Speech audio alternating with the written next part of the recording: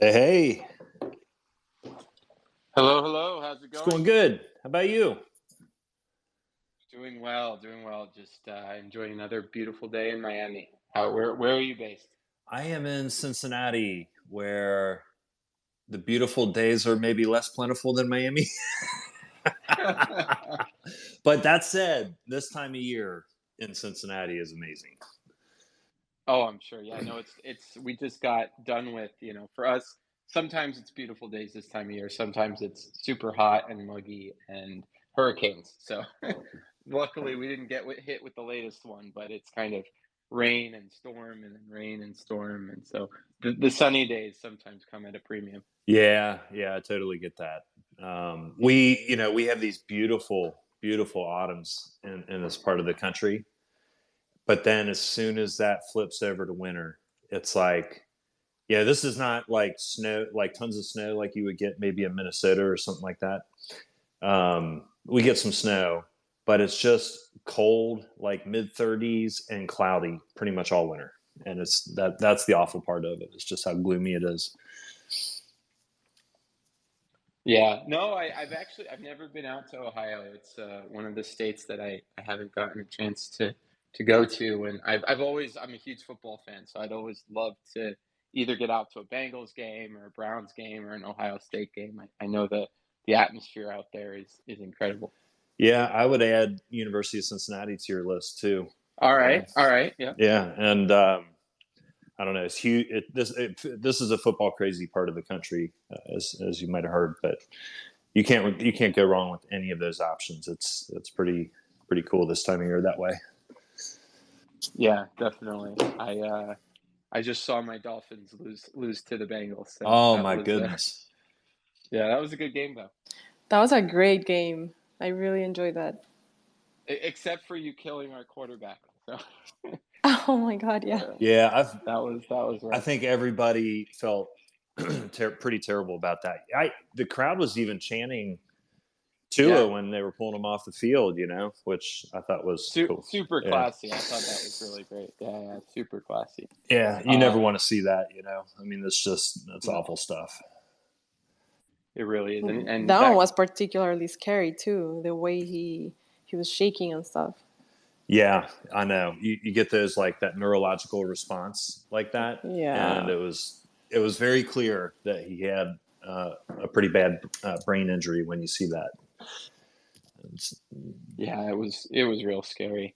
All right, so yeah, I think we still got several people who are joining. We just posted in the Discord, so giving people a couple minutes to get in, then we'll do some introductions and jump into what I think is going to be a really cool conversation. We're, obviously super excited to have you representing Splinterlands today. I think it's going to be, Splinterlands has obviously been around forever and was one of the couple projects really experimenting with tokenomics and game economies before, you know, it was really that popular to do so. So I'm excited. I've been in the space for a long time, so I've definitely followed you guys on your journey and been part of it. So I'm real excited to have you guys, and yeah, I'm excited for this conversation because I think we can go down, 1,000 different rabbit holes when talking about this stuff. So I think it's going to be fun. yeah, no doubt, and I really appreciate you guys having us on.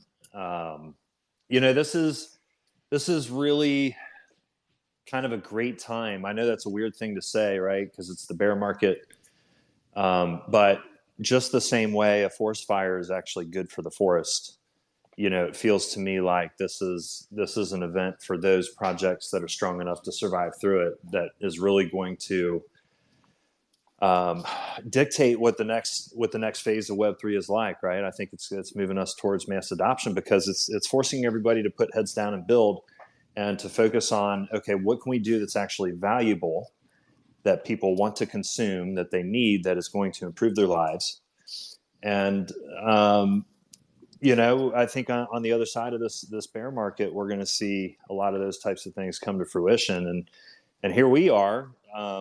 We launched 4.5 years ago, which is an eternity in this space. Um, so we were born in a bear market. We've been through them before, and that's a concept that we really live by. is, the co-founders of Splinterlands are really just self-described gaming nerds who are also crypto enthusiasts. And they know the value that blockchain can provide. And they effectively wanted to make what they felt was a really cool game that they would want to play. And so their intention was never to build a yield farm application or, some of the different types of things that maybe we've seen over the last year and a half or 2 years, but rather, something that would be just as appealing in Web 2 as it is in Web 3, just with the added benefits of decentralization and owning the stuff that you buy in the game. 100%. And I think we'll definitely want to dive into that because I'm in a very similar mindset about where this is all going. But before we do that, I think we have enough of a forum to get started. So I just want to do a quick introduction. We've been doing a lot of these Twitter Spaces over the last several months, leading up to our last collection that we launched, the 8 Mil Army.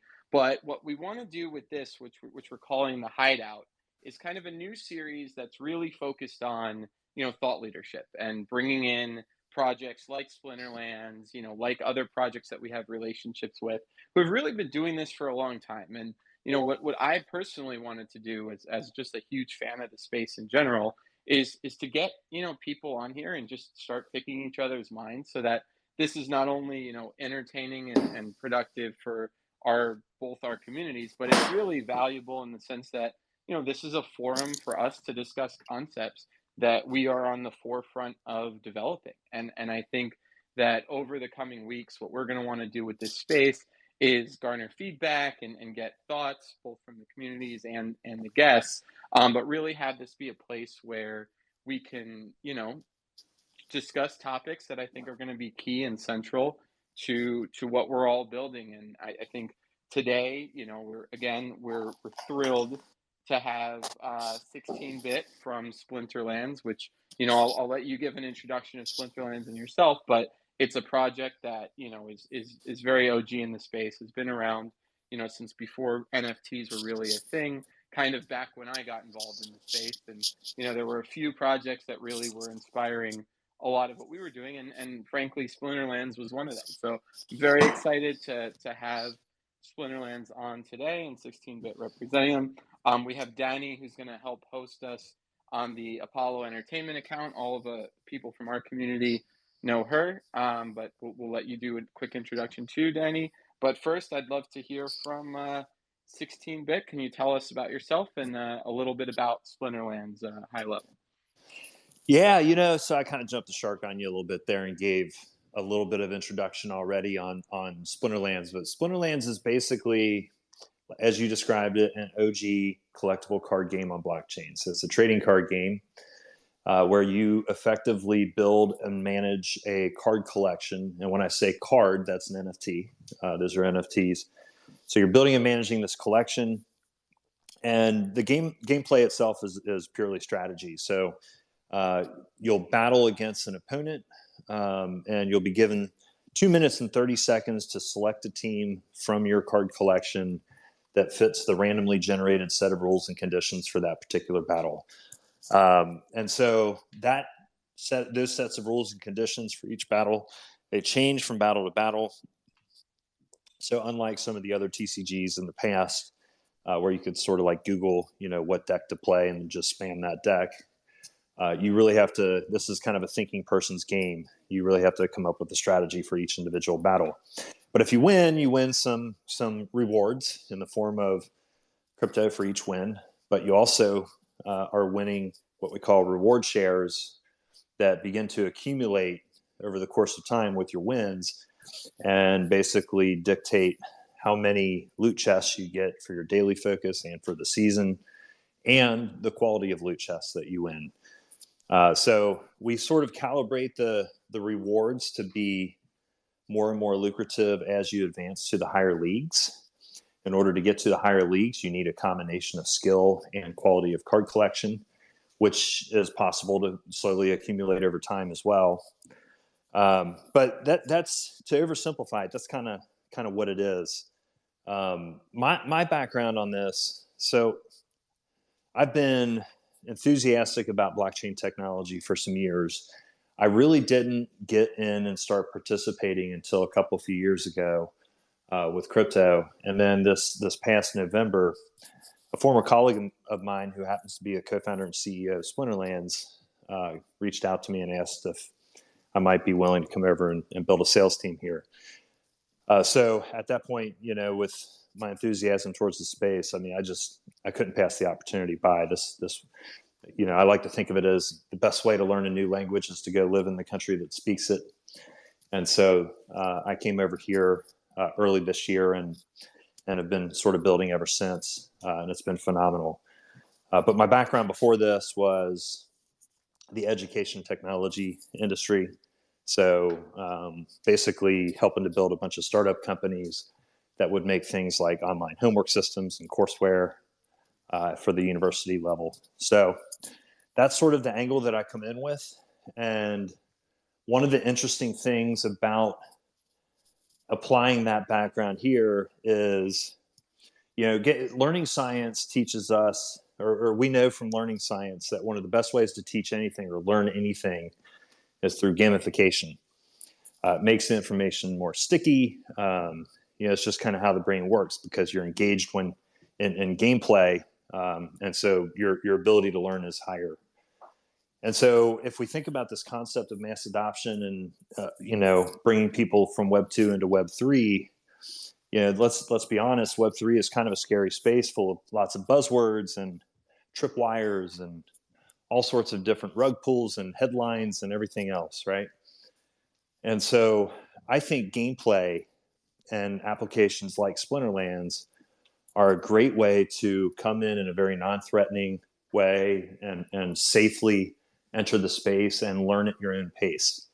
And I'll explain what I mean by that here in a little bit. But yeah, that's kind of how I ended up here, and very glad to be here. Sorry for the long intro.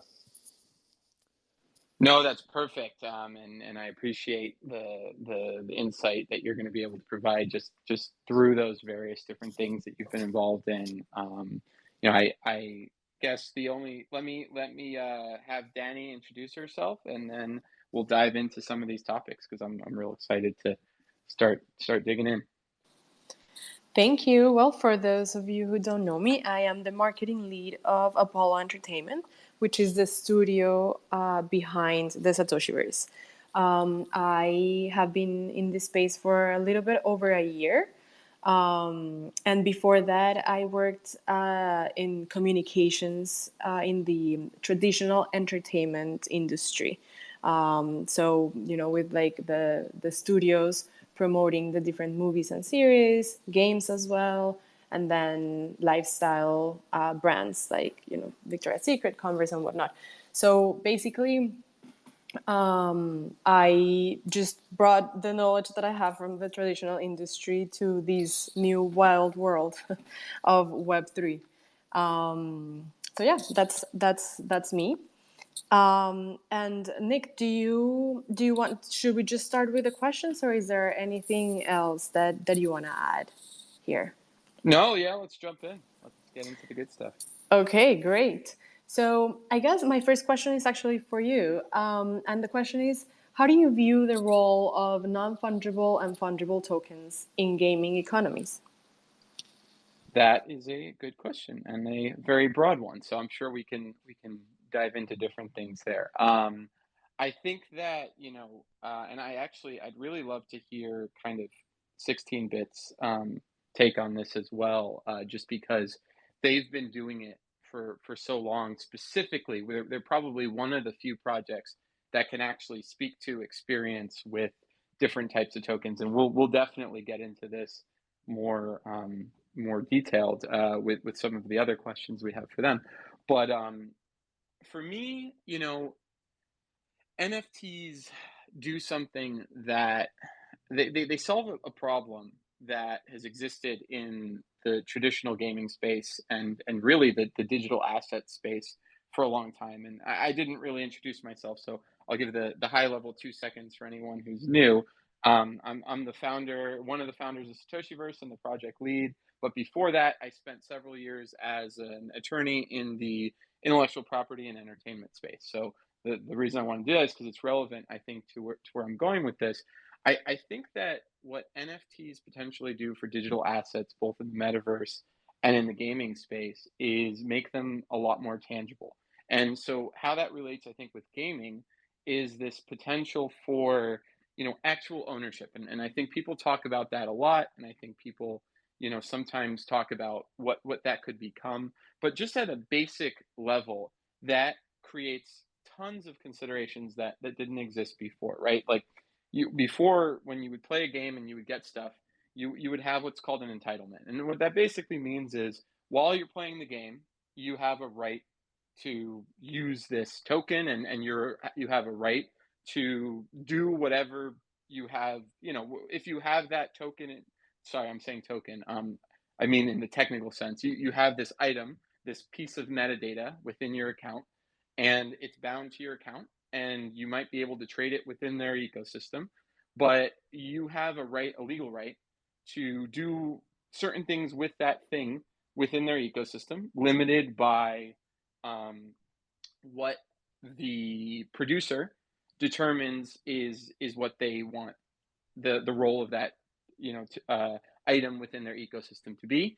If you violate the terms, if you do all these different things, that item is no more than a revocable license, right? So there is no tangible thing. There is no ownership. You don't own your, sword within Diablo the same way you would own a collectible sword that you take home. What tokens do is and this has already been recognized by various courts that are talking about it, but what they do is they create tangible property rights in something other than the IP that's being connected to it.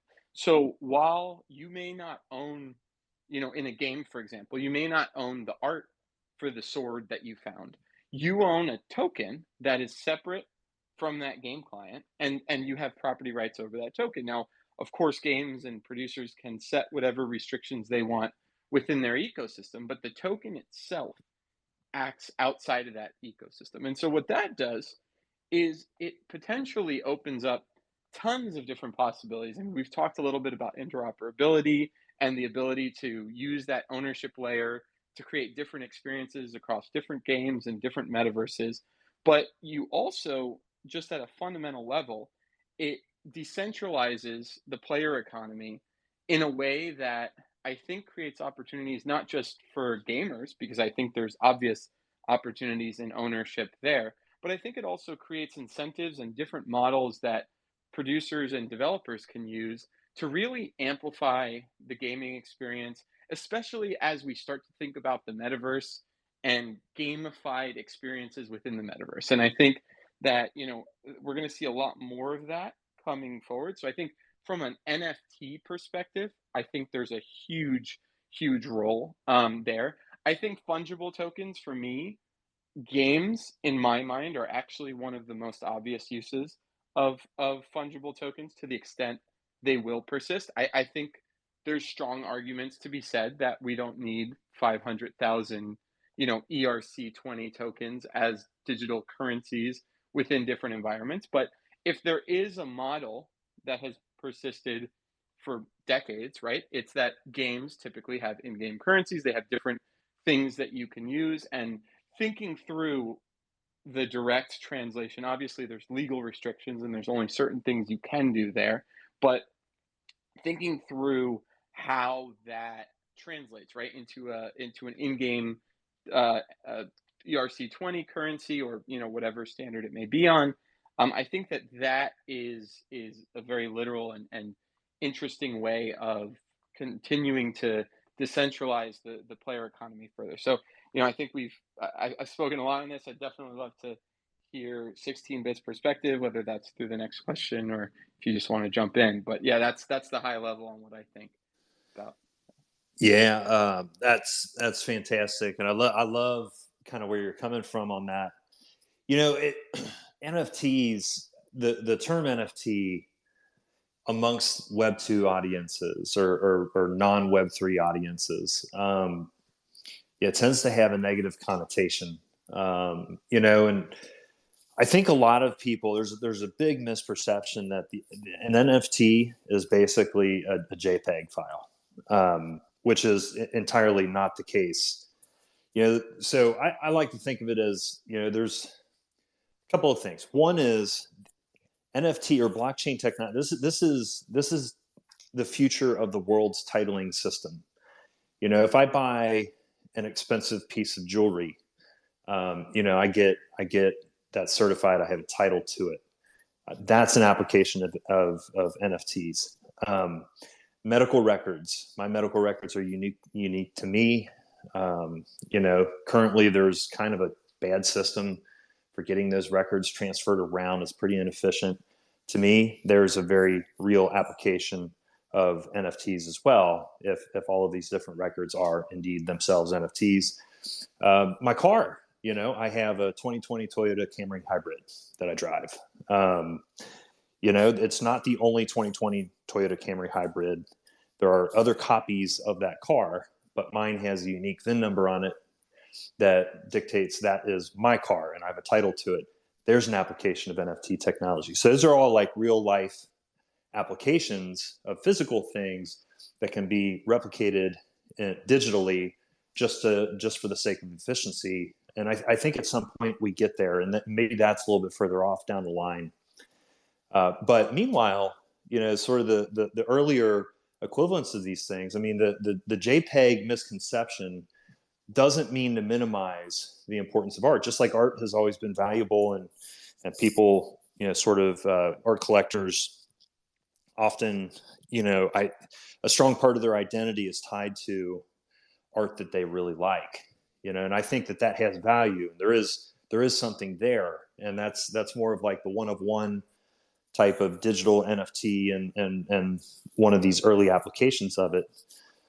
But there's also, this ability in gaming to now have the assets. So you mentioned like the sword NFT. You can make claim when you put money in. So one of our co-founders, Matt Rosen, likes to say the only thing that's different here is where the money goes compared to Web2 gaming. So in Web2 gaming, you sink money into the game, and that money goes to the studio. In Web3 gaming, so long as it's built right, you sink money into the game, and that money either stays with you, or that value stays with you, or it gets redistributed decentrally throughout the ecosystem of owners throughout the game, right? So in Splinterlands, we have sort of the concept of the car. So there's a lot of different cars out there, makes and models, and then many copies of each one. And we have that same concept just with cards. It's a lot like Magic the Gathering. So you own your copies of these cards, which has a wonderful system of burn mechanics and scarcity all sort of baked into it that helps the economy to thrive even in a bear market. But you basically are attempting to level those cards up and create, upgrade those just like you might want to do with a car, so you can play in the higher leagues and earn more and play in more complex rule sets and play against better competition and all those things.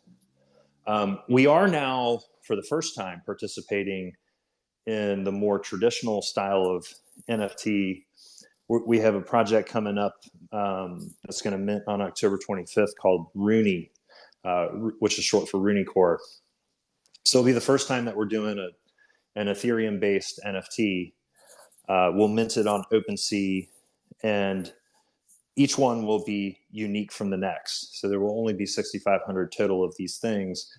It's using the CryptoMonks smart contracts inside. So you end up with these 10 different layers, each with tens and hundreds of thousands of different customization possibilities. And so it sort of caters to this identity aspect of art-based NFTs, where you have a unique one of one. And it's tradable on OpenSea and within Ethereum communities, just like all these other art-based NFTs. However, in this case, we have a bridge built over to our blockchain where our game sits, called Hive, where you can actually bring that Rooney over into the game.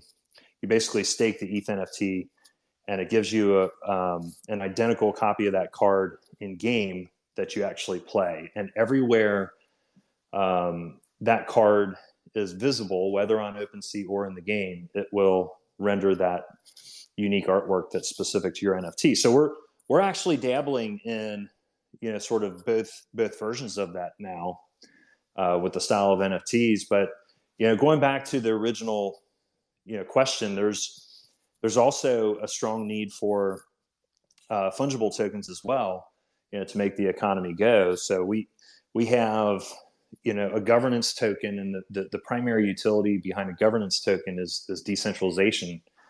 And ideally, governance token helps a game or a project or whatever work towards distributing that ownership to those who hold the token in sort of equal proportion, or proportionally, I should say. Then you have some sort of like in-game currency. Typically, that can be the governance token, which is the case for us now. But we had another in-game currency before that that we now treat as what we think is the first product-backed stablecoin in our ecosystem as well. And the reason we think it's the first product, or the reason we call it a product-backed stablecoin, is because we peg it to the value of card packs. So if you go to buy a card pack in our shop, which costs $4 for a pack of 5 cards, you can pay either 4,000 dark energy crystals, which is the stable coin, or you can pay $4. So 1,000 DEC is meant to be the equivalent of $1. And if it falls below peg, if the price of DEC falls below that 1,000 DEC per dollar, then you have an arbitrage on packs, right? So you get that upward pressure pushing the price back up to the value of the card pack. So, to us, we have found a lot of success in this sort of combination of things, right, between fungible and non-fungible tokens. And it's hard to do. You have to do some trial and error. You have to make some mistakes and rebalance things and just kind of keep tinkering with it and hope that you don't crash the whole thing in the process. But we've gotten to a pretty good place with it now, where it's all pretty well self-sustaining. So yeah, I think, it's one of those things where there's not one right answer. There's probably multiple ways to do it, but I think we've certainly found one of them. That's super interesting, and I haven't heard of that many games that have this multi-token model. So it's super interesting to hear. And in fact, on top of that multi-token model that you were describing, I believe you guys also have a multi-chain model. That's correct? Like how does that work? How does that fit into the ecosystem? Yeah, I'm glad you asked. So, I mean, it's all bridge work. So when Splinterlands was created, it launched 4.5 years ago. 4.5 years ago, the ecosystem of blockchain options was very different than what it is today. But for those of you out there, who have been around for a little while, you might remember a blockchain called Steemit. And Steemit, has like some blogging stuff on there and everything else. So it's actually how our co-founders met each other. They were both blogging on the Steemit blockchain. And so Splinterlands originally was launched on Steemit. And in fact, legally, our company is called Steam Monsters Corp. At some point, I think it was 2 years ago or so, there was an attempted 51% attack, I believe, on Steemit. And the community members, got together and decided to create a fork, and that fork became Hive. So Hive is actually a fork from the Steemit blockchain. So we sit on Hive, and even though, we made that selection 4.5+ years ago, it turns out, Hive is so ideal for gaming. And we have roughly 250,000 daily active users. A couple million unique active wallets. We have a very large and enthusiastic community, but we've had over 3 billion battles fought in Splinterlands. Those are all blockchain transactions on top of all the marketplace transactions. And so building on something like Ethereum would be completely out of the question.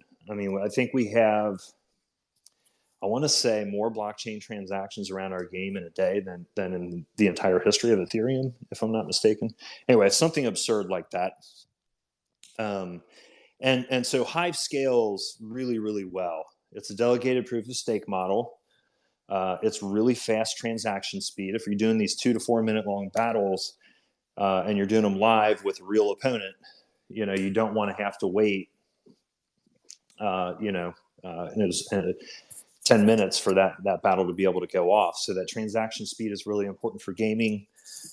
The scalability is really important for gaming. And then it has some really interesting features. One of the things that is really core to our mission is making this gaming application a really friendly on-ramp for Web2 users that's very non-threatening.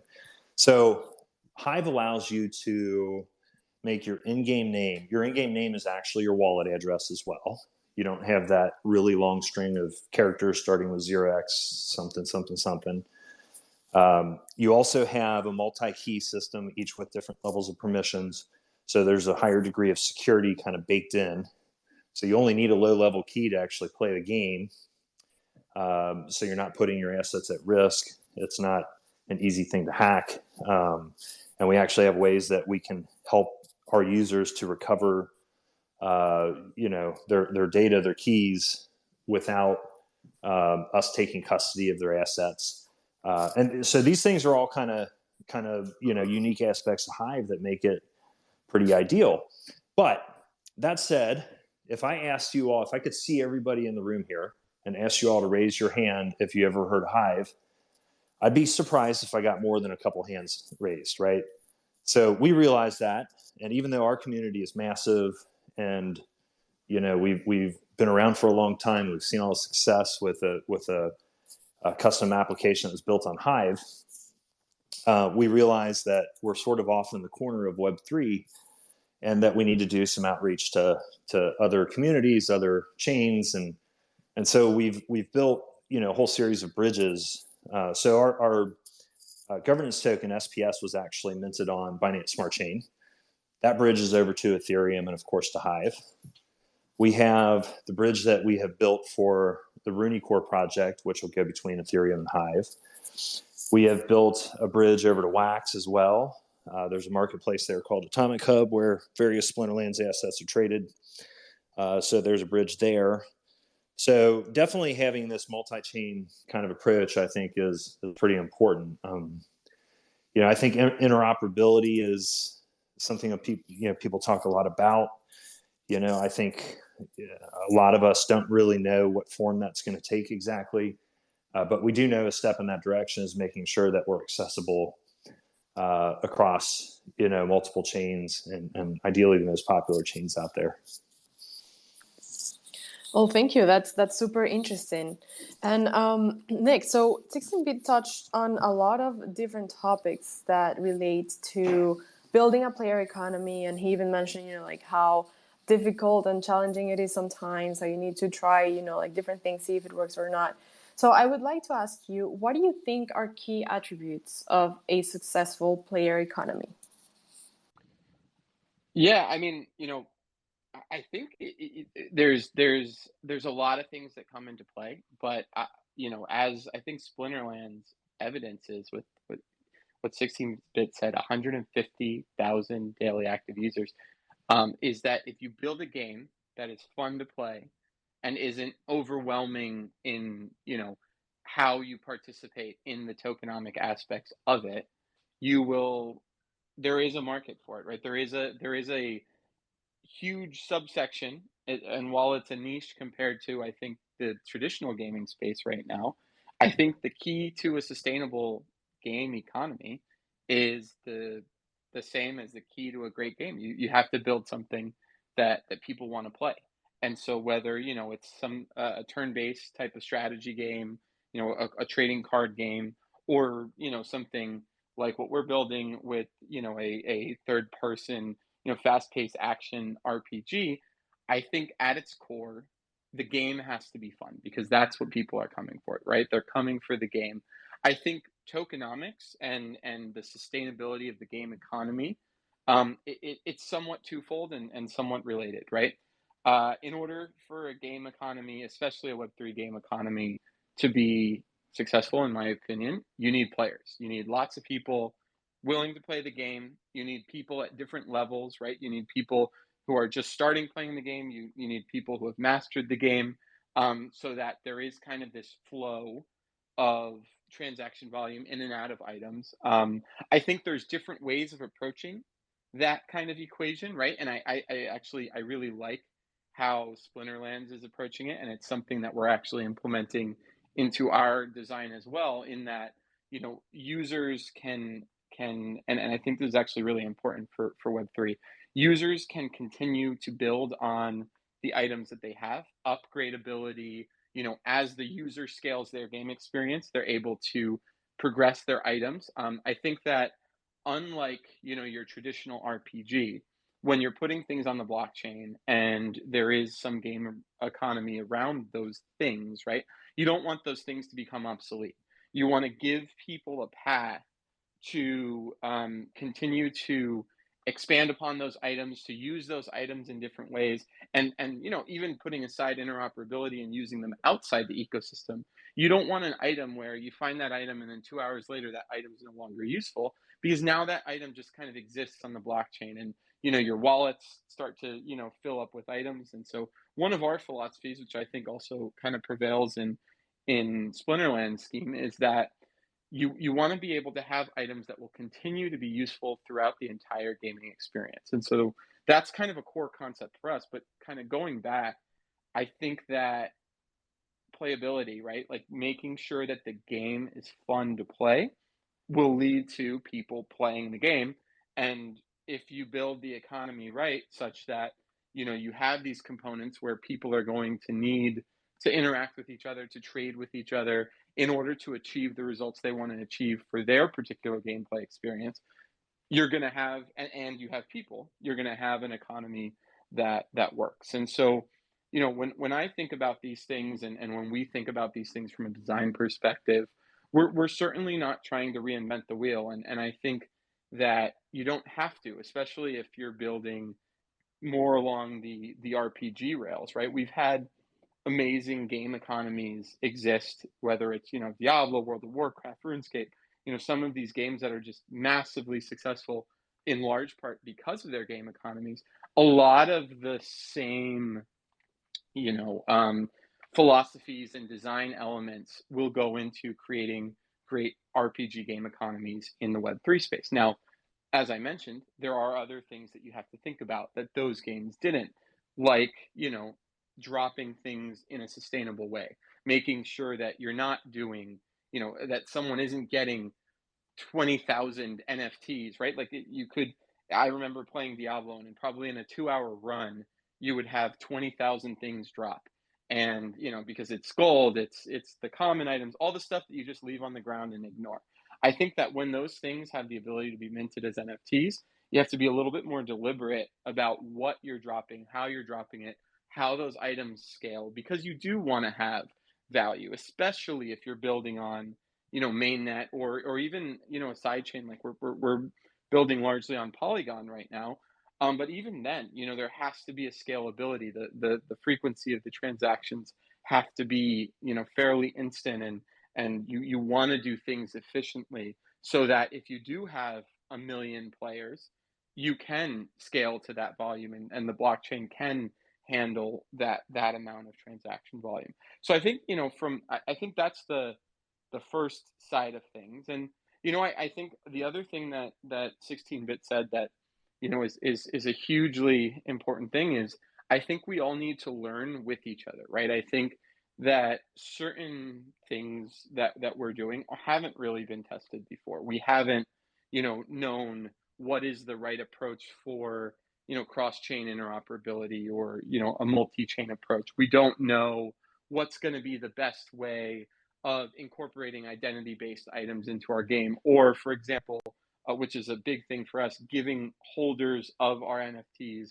a real stake in the value of the game economy, and making sure that it's not just a game economy that exists independent of your holders, right, just by playing the game, but that the holders have a pivotal role in the game economy, because in large part, these are the people who helped get you there, right? These are the people who have supported you for years before you had a game and have been along with you for the journey of creating the game. And so making sure that, this is to me what's fun, because it's something that traditional gaming studios really just don't have to think about. But thinking about this community and how to essentially, and I always say this, how to justify a $300 NFT, right? Because I always say to people, look, I've got, a 30-person team. We're making the best game we can with the budget and the everything we can, and I'm really excited about what that game is going to be. But you look at, Blizzard or making Diablo in 4 years with 300 developers and artists and whatnot.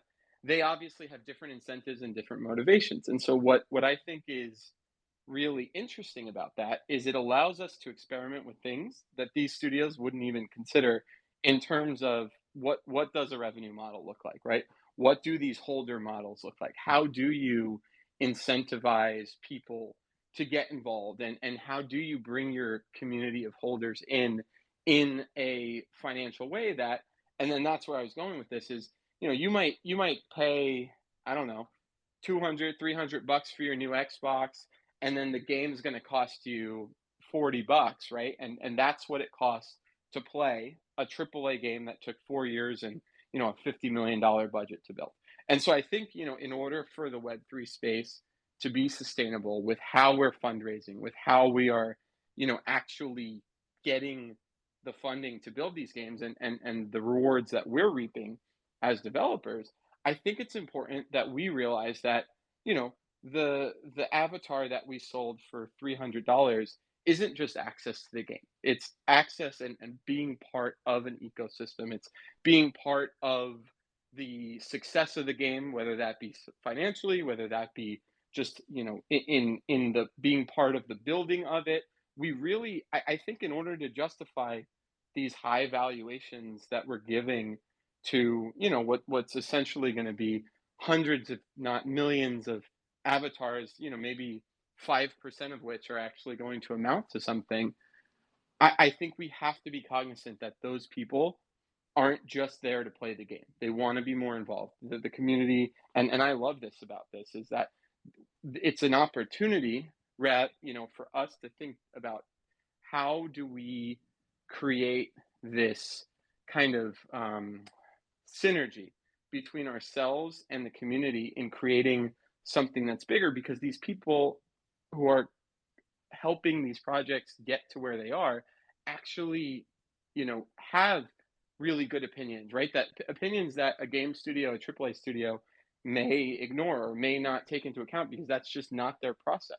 But we have an opportunity here to build a game for the community. And so what excites me, especially with kind of the theme of our game, is that, we're building blockchain games. We're building with blockchain themes where, our hero is Satoshi and we are the Satoshi verse. So for us, it's how do we find ways to just continue to be informed by what this community knows, loves, and wants, and how do we reward early supporters and bring them into the loop at each step of the way.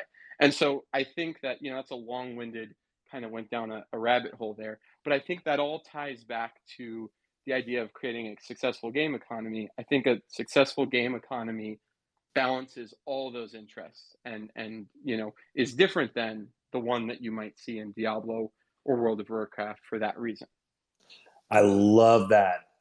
So that's just to comment real quick. I mean, that this idea that here's how we like to say it, and I think this is pretty much exactly what you were saying.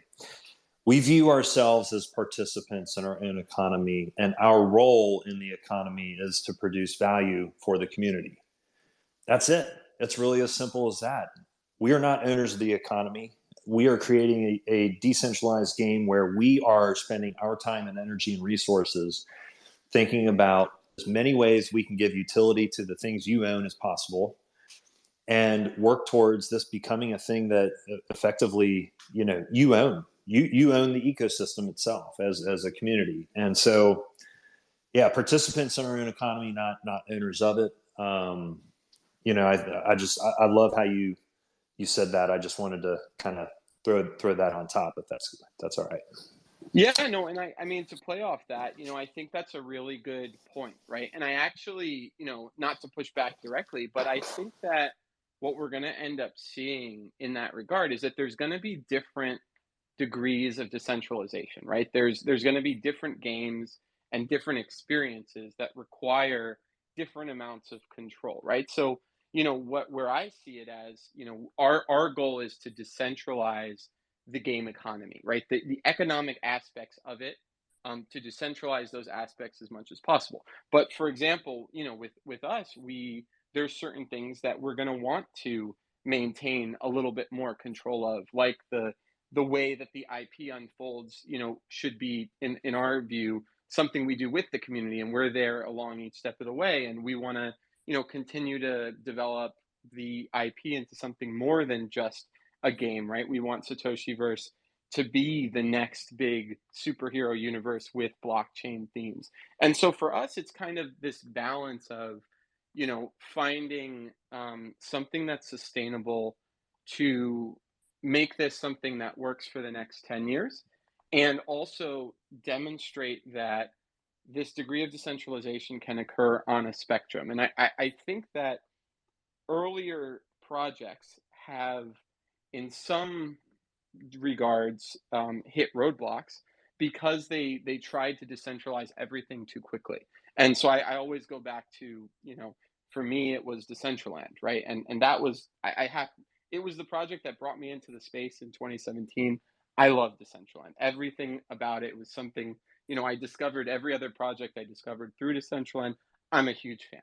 But I think that Decentraland tried to hit their ideologies too quickly and may have sacrificed actually what would be necessary to get there in the process. And so, I've always been a big proponent of being just transparent with your community, whether that means we're decentralizing X, or we are a completely decentralized project where all aspects, and that's the goal. I think that there's going to be that spectrum, and I think that all of the use cases along that spectrum are acceptable and should be supported.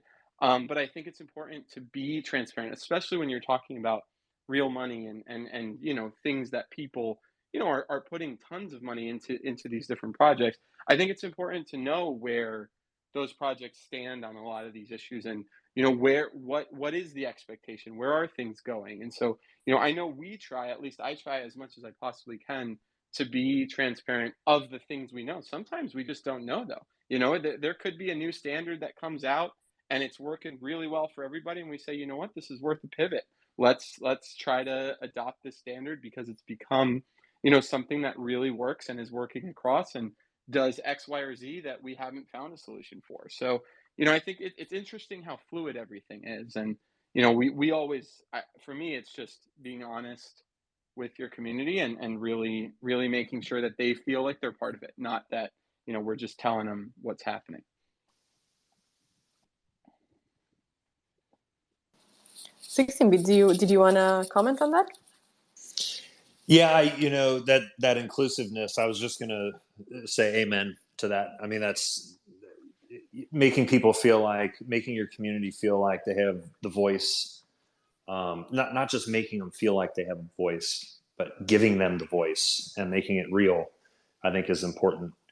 And also couldn't agree more on, the future is going to have all sorts of diversity when it comes to levels of decentralization.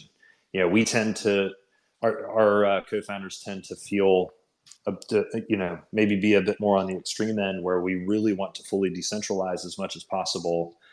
But it's, not all games are going to be like that. And that's a good thing. I think we need the diversity there. But yeah, in general, I think,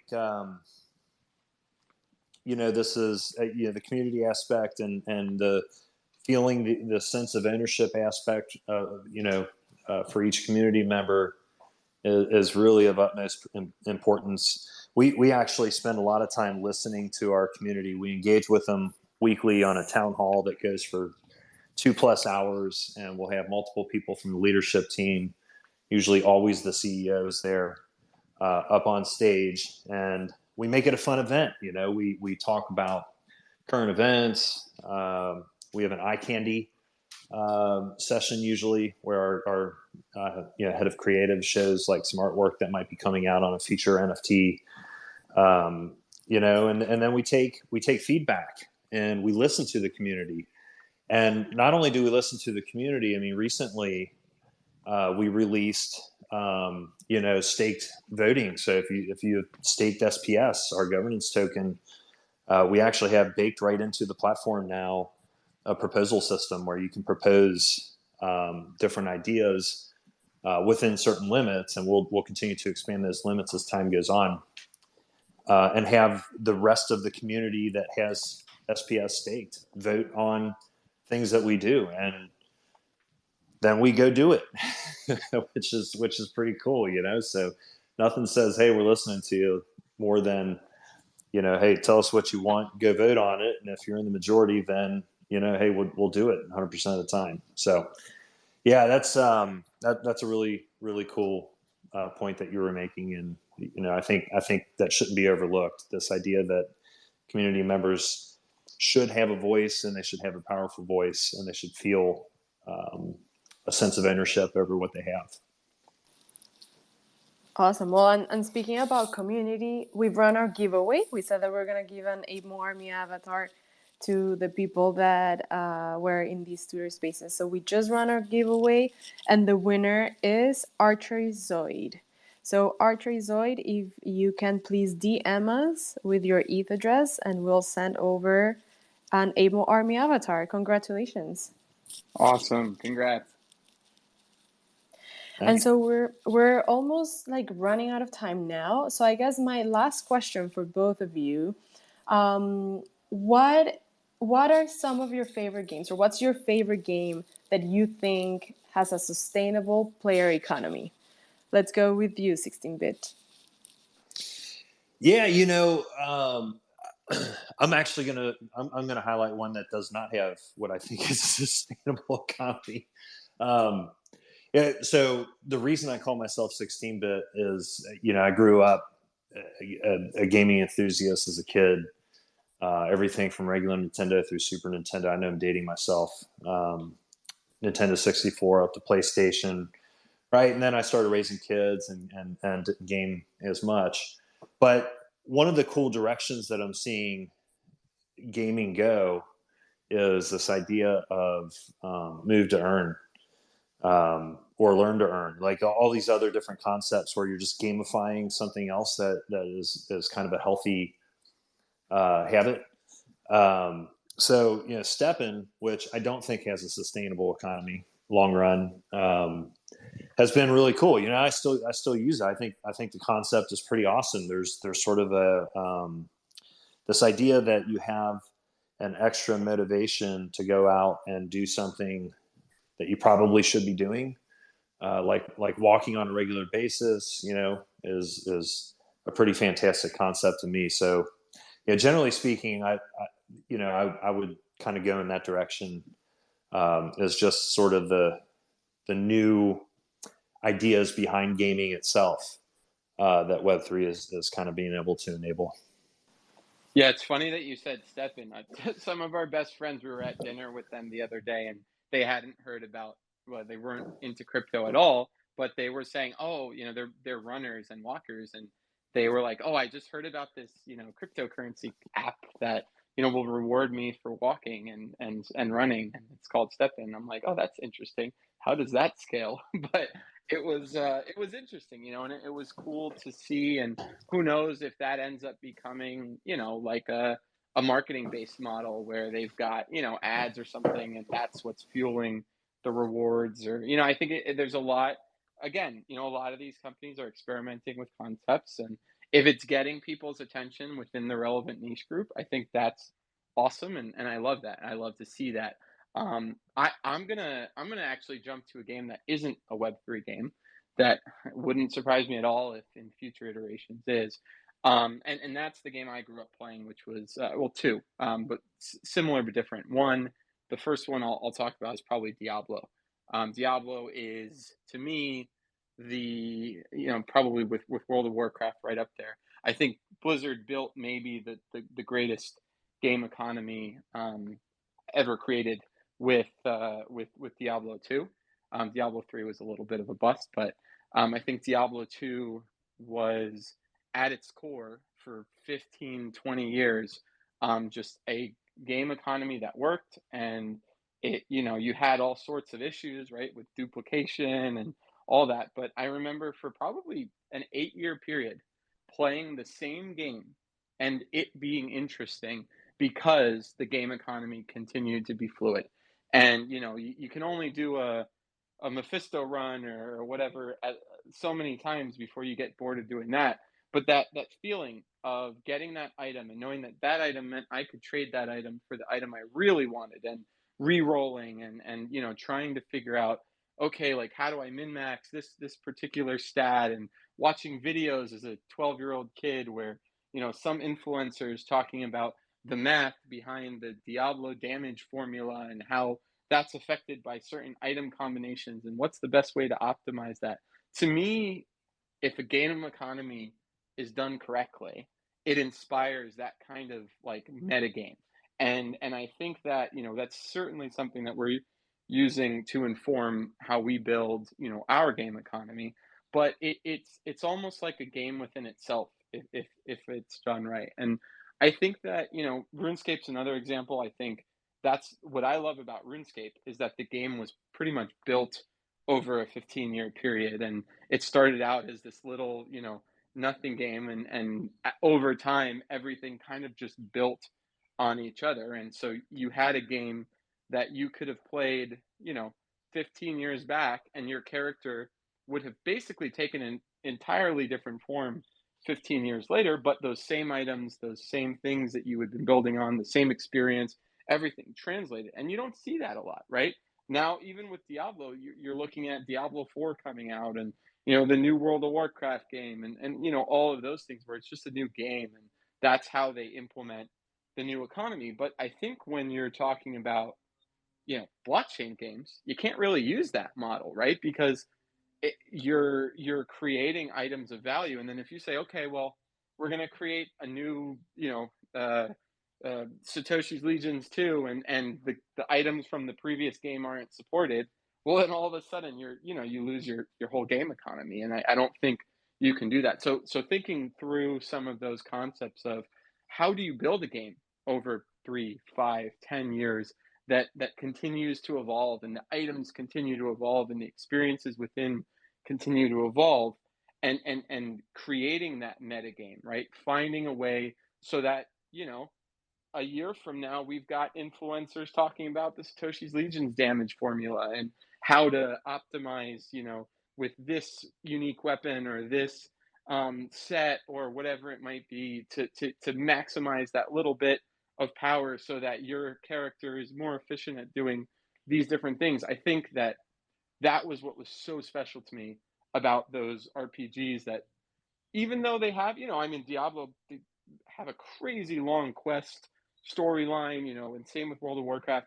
At the end of the day, people beat the game, and what they love doing is getting together with people, doing boss runs, getting those items, like that thrill of, oh, I just got a perfect version of my favorite item, and I've been working towards that for months. And on Diablo, that's a license, like we started, right? That's a entitlement to be able to use it within their game. In our game and in other games that I think are going to be created for the Web3 space, that's going to be something of real value that you can then go and do different things with it. You can put it, hopefully you'll be able to put it in your shelf in Decentraland or in another metaverse. You'll be able to show it off on Instagram, or who knows where is incorporating, NFT interoperability. But that trophy will be more than just like a personal trophy. It'll be something that you actually own and can do various different things with because of what this technology is bringing. And so that's again rabbit hole, long-winded way of answering your question, Danny. When do you not go in a rabbit hole? That's true. That's true. That's the standard at this point. Well, no, but that's great. Thank you both for being here, for participating. Are there any last words that you would like to share before we say goodbye? 16-bit. Yeah, I mentioned briefly earlier that one of our intentions is to be part of this mass adoption process, and that we think gaming is a great way to do it. And gaming provides an avenue to learn about the space and learn how to do these different things. And the value that you get for it is entertainment along the way. We're sort of in this unique moment in time where we're becoming, instead of a single game studio, we're becoming a true studio and beginning to develop these other games. And strategically, one of the directions we're taking is to align with, very comfortable, well-known IP. So we're getting ready to launch a game called we're calling it Genesis League Soccer at the moment, but it's for the Major League Soccer Players Association, and that's going to be the first installment in what is going to become the Genesis League sports ecosystem of games, all using the platform we built Splinterlands on. And the idea there is to have, known IP, known leagues, and building these card-based games for these leagues, in that ecosystem. We also announced a partnership with Warner Music Group. We're going to build a game for them. But anyway, we want to begin to spread our wings a little bit and try to have really safe, fun, attractive ways for fans of particular sports leagues or casual gamers and of any type to sort of come in and start to experience, what some of these benefits really are. So we're headed that direction. If you're interested, certainly reach out to me on Discord or Telegram or anything else. I should be pretty easy to find. And I'd be happy to tell you about it. Oh, and also, if there's some interest in Rooney whitelist spots, we can make them available. I'll work with you guys to put a form to collect ETH wallet addresses, but I'm happy to give away whitelist spots for that ETH generative ETH NFT project, Rooney, that we're doing. That'll mint on October 25th, and it'll be roughly $500 of Ethereum. But anyway, if there's interest in that, happy to share that form with you guys and go from there. Awesome. That's great. Yeah. Go ahead. No, just thank you again, 16-bit, for joining. I was really, really excited to get you guys on, given how long you've been doing all this. And, it's so important, I think, for us to continue doing this as, studios and creators and thought leaders in the space. So thank you so much for joining. Obviously, a huge thank you to everybody who came to listen. One thing I would like to do, and I know 16-bit, talked on some really cool ideas, but just our communities here, a lot of our communities here. So we are working actively on different ways of getting the community more involved on a day-to-day, week-to-week basis. So we actually are working on something akin to the town halls and what we're thinking of as a community council, where we're going to be able to garner feedback directly from the community. Our view has been really that we need to build kind of the basic rails for all of this, and what we release in our alpha phase 1 version of the game is going to look like that. It's going to look like Rails. Hopefully they'll be pretty Rails, but that is going to be our first opportunity to have something that everyone can kind of look at and start to say, where does this go? How does this develop? What do you guys want to see? Like what's going to be what makes this really special? And so we're also building kind of the front end infrastructure to take in that kind of feedback and to talk to all of you. And obviously, we're in Discord every day. So if you're not in Discord, please do join our Discord and jump in there and join the conversation. You'll see all the founders pretty much are accessible in there. But beyond that, we definitely are looking at both, decentralized ways of doing it through voting, but also just having those discussions, those town halls, those community groups, and we'll be reaching out to a lot of different community members in the near future to kind of start to get those wheels rolling. But it's so nice to see a project that was around 4.5 years ago and see what you guys have become in the space, because I think it's a true demonstration of how at their core Web3 projects can persist. And look, now you're doing stuff with MLS, Warner Music, and so I think that's an incredible accomplishment. And super excited for you guys, and really hope that we can continue to work together in building this awesome space. Let's make it happen. Yeah, we love working with like-minded people. I mean, I really enjoy listening to you guys talk today. It's refreshing. We're certainly not alone out there in focusing on building something that we feel is really valuable and entertaining. I really appreciate your mindset on all of this. So thank you. Thank you. Thank you, everyone, for joining, and hope you have a great rest of your day. Yep. Thank you. Thank you, everyone. Bye. Bye.